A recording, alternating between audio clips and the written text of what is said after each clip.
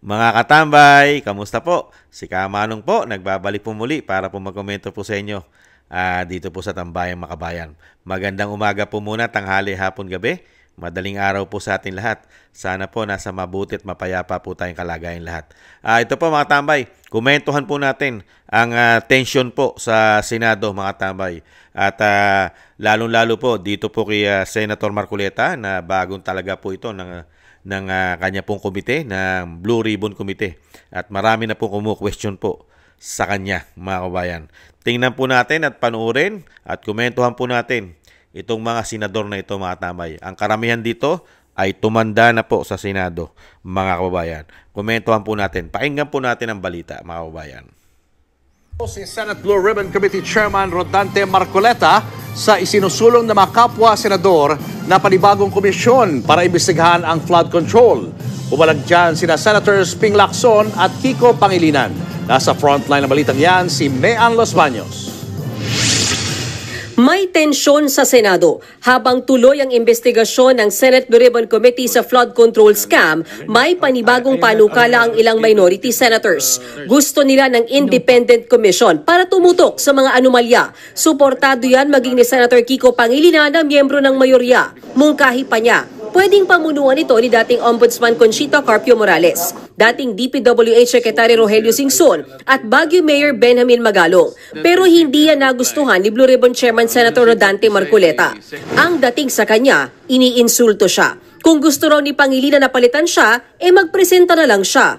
Umalma si Pangilinan. Giit niya, hindi siya ang nagmungkahi niyan. Kulang daw sa research si Marcoleta.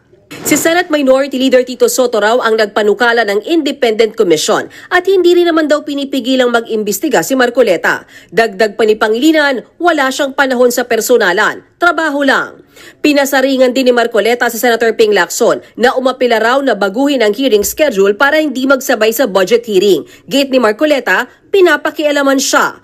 Buwelta naman ni Senator Lacson, walang nanghihimasok. Gusto lang daw nilang maayos ang gobyerno. Ayaw niya rin daw ng away, pero kung aawayin siya, abay papalag daw si Lacson. Nagbabalita mula sa frontline, Mean Los Baños. Ang tanong ay maayos po ba gobyerno? Yun ang tanong. Maayos po ba gobyerno? Yun ang tanong. Ito pa po isa mga tambay. Yan po yung issue na pong yan na nagkakaproblema daw po, tension, kay Senator Kiko Pangilinan at syempre po kay Tito Soto at syempre po kay Ping Lacson mga tambay. Ibang klase. Ito pa po isang senador mga tambay na nagkaroon din po ng tension. Pakinggan po natin ito mga tambay. I-set up ko lang po. Setup ko lang po mga kababayan.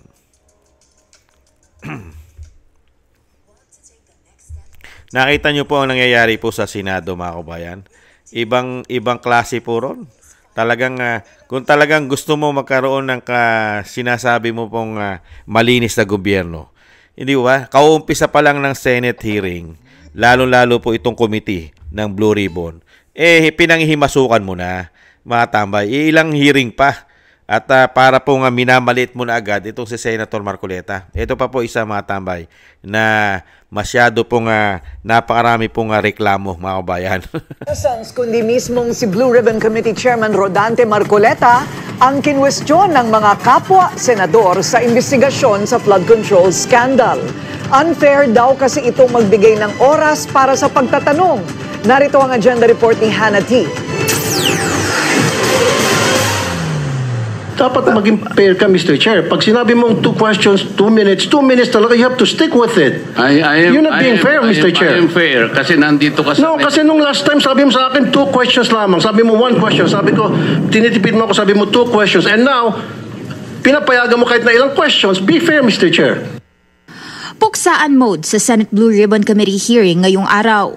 Umalma kasi si Senator Raffy Tulfo kay Senator Rodante Marcoleta na chairperson ng komite. Unfair daw dahil nabigyan ng mas mahabang oras para magtanong ang ibang senador kesa sa kanya. Sa portion na ito ng hearing, kine-question ng mga mambabatas ang role ng Commission on Audit tungkol sa investigasyon sa flood control projects. Si Senator Bato de la Rosa ang unang sumalang sa pag-isa sa COA na binalak sundan ni Senator Risa Ontiveros. Interjection, Mr. Chair. If I may, excuse me. Akala ko ba meron time limit dito kasi marami pang mga nakapila. 1, 2, 3, 4, 5. And then by 2 o'clock, ano na tayo, adjourn. Mukhang na bad trip si Senator Raffy dito dahil hindi siya pinansin ni Marcoleta. Nagpatuloy ang line of questioning hanggang sa kalaunan nagmosyon na si Senate Majority Leader Joel Villanueva para isampina ang fraud audit reports ng COA. I so move, Mr. Chair. Mr. Chair. Yan po mga tambay, ang naging tensyon po ron. Marami pong nagreklamo, muro senador mga tambay. Wala pa pong nangyayari sa hearing, ay puro reklamo na po mga kababayan. At questionin mo po ang Blue Ribbon Committee Chairman, isa po siyang abogado Abogado po si Senator Marcoleta. At ito pong si Senator Raffy Tulfo, isa pong broadcaster. Mga kababayan. At syempre po ang pagiging isang chairman po ng Blue Ribbon Committee, inaayos niya po lahat yan. Kailangan po yan, yung talagang uunahin po dyan sa pagtatanong, yung talagang may laman. May laman. Katulad po ng ginawa ni Senator Bato de la Rosa, talagang direct to the point na pinuntusan niya po na napakaraming ghost project pero inaprobahan po ng COA lahat. Hindi ba? Direct to the point ang issue. Di po ba? At ganun din po yung mga ginawa ng ibang senador katulad po ni JB Ercito at ni Jingo Estrada at ganun din si Villanueva. Hindi po ba? Medyo po yata si Senator Tulfo po yata na nababaliwala po yata. Mukha po yatang nawawala yung angas. Yung angas po yata ni Tulfo pagdating po dito sa Blue Ribbon Committee ay hindi po yata umuubra mga kaubayan. Ang tanong naman po natin kay Senator Tulfo, matagal ka na po dyan. Matagal ka na pong senador dyan. Hindi po ba? Hindi pa po Pangulo ang Pangulong Marcos. Senador ka na dyan. Hindi po ba? Mga kabayan, senador na po yata siya dyan At magkasabay sila, mga kabayan, magkasabay. Alin sa dalawa yan Hindi po ba? Pero napakarami mong inimbestigahan, Senator Tulfo. May nangyari po ba sa mga investigasyon nyo? May nangyari po ba sa investigasyon nyo sa PhilHealth? May nangyari po ba sa investigasyon nyo sa Lotto? Nagtatanong lang po si Kamanong, ano po ang nangyayari sa mga investigasyon nyo? At ang tanong din po ni Kamanong, ang tanong ko po, kayo po'y galit na galit sa korupsyon. Napakatagal nyo na po senador dyan. Wala po kayong inimbestigahang malalalim na investigasyon sa korupsyon sa bansa sa loob po ng 3 taon. Ngayon po kayo yumayaw-yaw dahil nahandyan na po si Senator Marcoleta. Ganon po ba? Ngayon po kayo nag-aangas-angas at sinasabi nyo maging fair sa time. Pambihira. Investigasyon yan Di maghintay ka. At yan iniimbestigahan. Hindi. Di po ba? Bakit? Nasasapawan ka ba? Di po ba? Yung mga committee na hawak mo, wala ka naman din na wala rin naman nahita ang mga Pilipino sa mga ginawa mo investigasyon. Di po ba? Meron po ba nahita ang mga Pilipino sa dami na iniimbestigahan po ni Senator Raffy Tulfo? Nagtatanong lang po si Kamanong. Meron po ba? Meron na po ba itong naipakulong sa mga inimbestigahan niya? Lalo-lalo po sa issue ng Lotto at sa issue po ng PhilHealth. Mga kabayan, ano na kaya nangyari dyan? Natabunan na yan.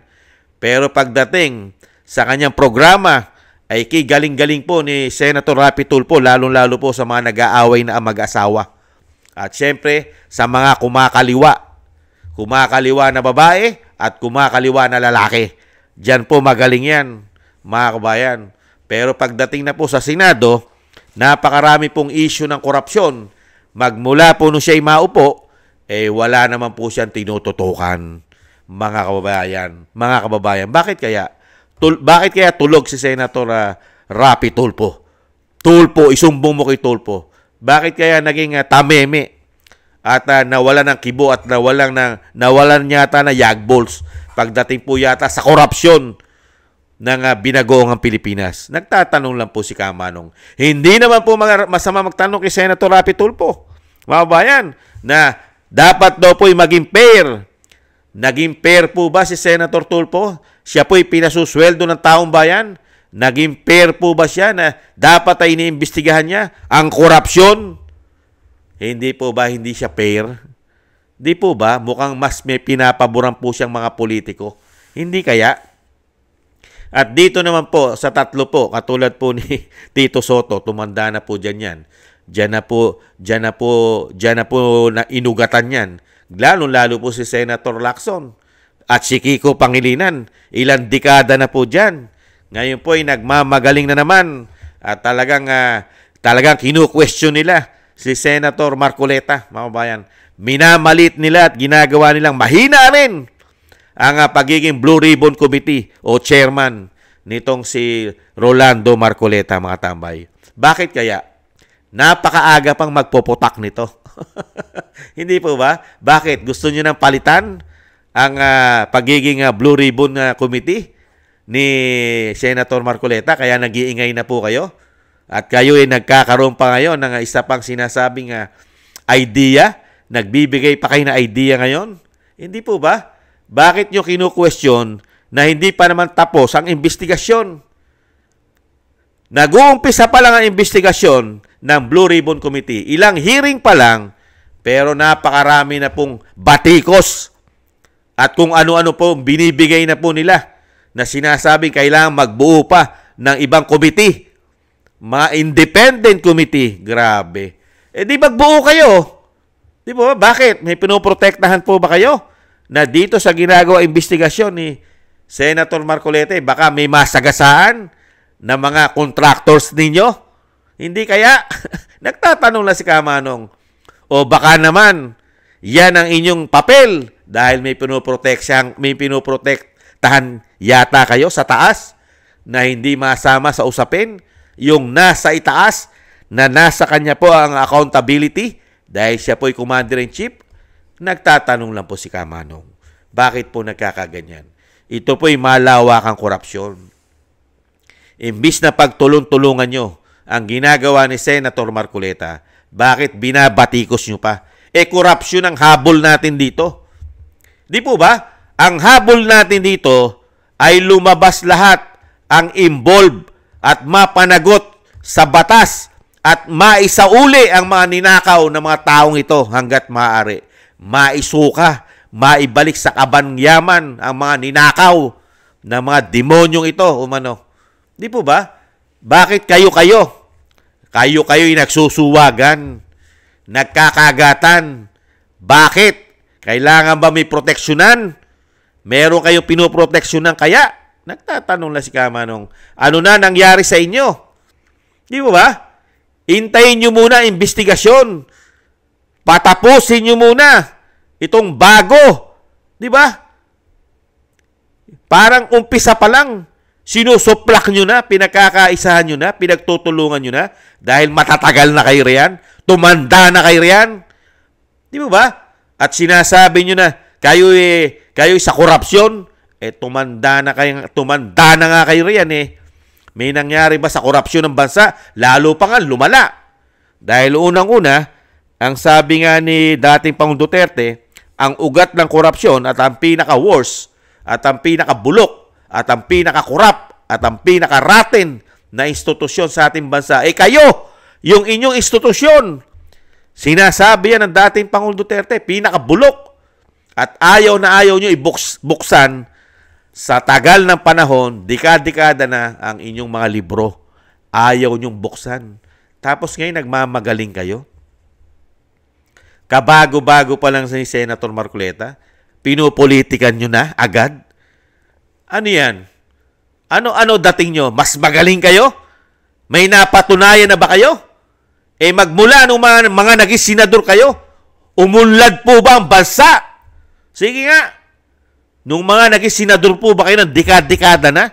Ano po ba ang bansa? Asensado na ba? Maiyahanay na ba ang ating bansa? Sa Singapore? Sa Malaysia? Kung yung kapitbahay nga natin na mga bansa, tinatalo na tayo. Hindi po ba? Kung yung Taiwan nga na may problema pa sa China, tinatalo na tayo sa ekonomiya. Hindi po ba?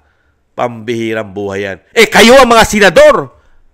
Di po ba? Dekada na. Akala nyo kaya aangas ninyo. Hindi nyo nga naiaangat ang pamumuhay ng mga Pilipino. Naghihirap pa rin at isang damukal pa rin na ubod ng taas at mahal ng bilihin at bayarin namin. Di po ba? Ubod ng mahal. Wala kayong inatupag. Puro politika. Pang sariling interes. Saka nyo kami papatawa ng isang damukal na buwis. Diyan kayo magaling. Hindi po ba? Puro pamumulitika. Parang ayaw nyong tuntunin at panagutin lahat ng magnanakaw, palibasa, mga kabaro nyo ang sangkot. Kung hindi man kabaro nyo, kayo-kayo rin yun. Hindi kaya? Nagtatanong lang po si Kamanong. Hindi naman po masama magtanong. Malilinis na politiko po ito mga ito. Katulad po ni Tulfo. Di ba? Si Kiko Pangilinan. Si Ping Lacson. Si Tito Soto. Nagtataka nga ang mga Pilipino. Nagtataka ang mga Pilipino bakit nanalo. Unang-una, hindi naman tinatangkilik daw sa Mindanao. At hirap na hirap din sa Bisaya. Bakit bigla pong nanalo? Yan po ang mga tanong dyan eh. Di po ba? Kaya takang-taka po ang mga Pilipino. Bakit nanalo? Bakit? Kaya nga kinu-question nila si COMELEC Chairman George Garcia. Bakit nanalo itong mga tao na ito? Mga kababayan, bakit kaya? Nagtatanong din po si Kamanong, bakit kaya? Kaya ngayon mga kababayan, nakikita po natin na pagka ganito po ang nangyayari po sa Senado, wala pong mangyayari dito po sa mga investigasyon nila. Dahil sila po ay nagpapagalingan dahil po sa politika. Nagkakagatan, di ba? Nagbabatakan, nagsisiraan. Anong klaseng Senado yan? Imbis na tuntunin mo ang 3 taon mahigit na korupsyon na ginawa nila. Ngayon, mga kababayan, sila nagsisiraan. Ibang klase, nagpapagalingan. Ano ang masusolusyonan nila dyan? Ano? Pagka ganyan ang ginagawa ng mga senador. Walang patutunguhan. Pag-uubos at paglulustay lang ng pera. Pag ipinagpatuloy nila, ang ganyang klaseng pamumulitika at sistema nila, ang kanilang bulok, ang kanilang mga bulok na style bulok po yan eh. Yung mga ganyan po, bulok. Di po ba? Pagka hindi mo kalyado, babakbakan mo. Ganun po yun eh. Ganun po sila eh. Dahil nga political. Napakahilig po nila sa political. Hindi po sila mahilig solusyonan ang problema ng bansa. Hindi po sila mahilig. Mahilig lang po sila. Karamihan ay puro pang sariling interes lamang umano. At syempre, pakinabang. Hindi po sila, wala po sa kanilang mga estilo na ang bansa ay ibangon mo, paunlarin mo, katulad ng mga bansa na katulad ng Singapore, napakaliit pero maunlad. Di ba? Kahit nga ang isa pang na isa rin may kalaban din na katulad ng ito pong South Korea. Hindi po ba? Yung Vietnam na nga lang eh. Yung dating tinatalo natin ng Vietnam, nauungusan na po tayo sa ekonomiya. Lalo-lalo po sa turismo. Tinatalo na po tayo ng Vietnam. Mga kababayan, ganyan po kalakas. Ganyan na po kalakas ang ating bansa. Mga kababayan, magmula po nang sila na po ang maglingkod. Lalo-lalo po itong ganitong klaseng meron tayong mga senador. Ganitong klase po ang senador sa ating bansa. Imbis na pagtulong-tulungan nila, magkaisa sila na habulin, tugisin ang mga magnanakaw sa ating bansa. Pero hindi po nangyayari. Dahil ang unang mga magnanakaw at nagpakademonyong mga magnanakaw at politiko sa ating bansa ay sila rin po halos ang involved. Mga kababayan, yan po ang masakit na nangyari sa ating bansa. Kung sino pa inaasahan natin na magbibigay po ng kaginawahan at solusyon sa problema ng ating bansa at magbibigay po ng maginhawang buhay at magandang trabaho para sa lahat at magandang kalidad ng edukasyon at siyempre po ang ma-maintain man lang ang bilihin. Di ba? Ano po, sila po mismo ang nangunguna umano sa mga korupsyon. Ganyan po ang sistema po. Imbis na ang bansa ang paunlarin, ang kanila pong lahi mula sa kanilang kaapu-apuhan ay gusto pong maging mga bilyonaryo yata ang kanilang kalahi-lahian. Hindi po ang bansa natin ang kanilang prioridad. Puro pang sariling interes ang karamihan pong politiko ngayon sa ating bansa. Mabibilang mo na lang po sa ating madaliri ang may mga political will dyan. At may meron pong sinasabing makabayan, makapilipino. Mabibilang mo na lang po, mga kababayan. Yan po mga tambay, ang mga matatandang senador, mga tambay, na parang wala na pong pinagkatandaan, mga kababayan. Nagsasuggest pa. Di po ba? Thank you po. Sana gusto po ng ating tambayang makabayan sa YouTube at TikTok. At ganun din po sa mga subscribers po natin. Maraming salamat po sa inyo. Sa mga nagko-comment, like, share, and subscribe. Thank you rin po. At sa mga nagbibigay po ng biyaya at tulong, thank you po. Shoutout po sa inyo lahat. Kay Ma'am LB, Sir Manny ng North Miami, Florida, USA. Si Gay at Chena, Norma Garcia, Michelle Yamaguchi, Rosalina RK, Team 888, Wills Bubbles, si Arfel Villacorta, Teodorico Erguisa Jr., si Annie Jo, ako si Pilam, Jovelyn Watanabe, si Jem Aris ng United Arab Emirates, Baby Roman, Ate Isa ng Cagayan Valley, Julieta Silona ng Sydney, Australia, Gina Ray, Solid DDS ng Berlin, Germany, Jake Yahoo 4531 ng Maisog, California, USA, Eric Hershio ng Canada, Kingston 123 ng Hong Kong, at si Bay Chichiyoko. Thank you po sa inyo. Mabuhay po kayo at ingat-ingat po kayo, lalo-lalo po sa inyo pong mga paggawa. Maraming salamat po, mga kabayan. At syempre po yung dasal po at panalangin po natin na pagsamasamahin po natin ang ating mga panalangin na maingatan po ang pamilya Duterte, ang ating Vice President, at ganun din po ang ating dating Pangulong Duterte, na sana po ay mailayo po sila sa mga kapahamakan, mga tambay. At syempre po ang ating dating Pangulong Duterte ay makabalik na po sa lalong mabilis sa ating bansa at madugtungan pa po sana ang kanyang buhay at kalakasan. Thank you po, mga kabayan. At ganun din po, mga kabayan, tayo po'y manalangin at magdasal na tayo po'y maingatan ng ating buong sambayanan, mga kabayan. Maraming salamat po. Paalam. Bye-bye.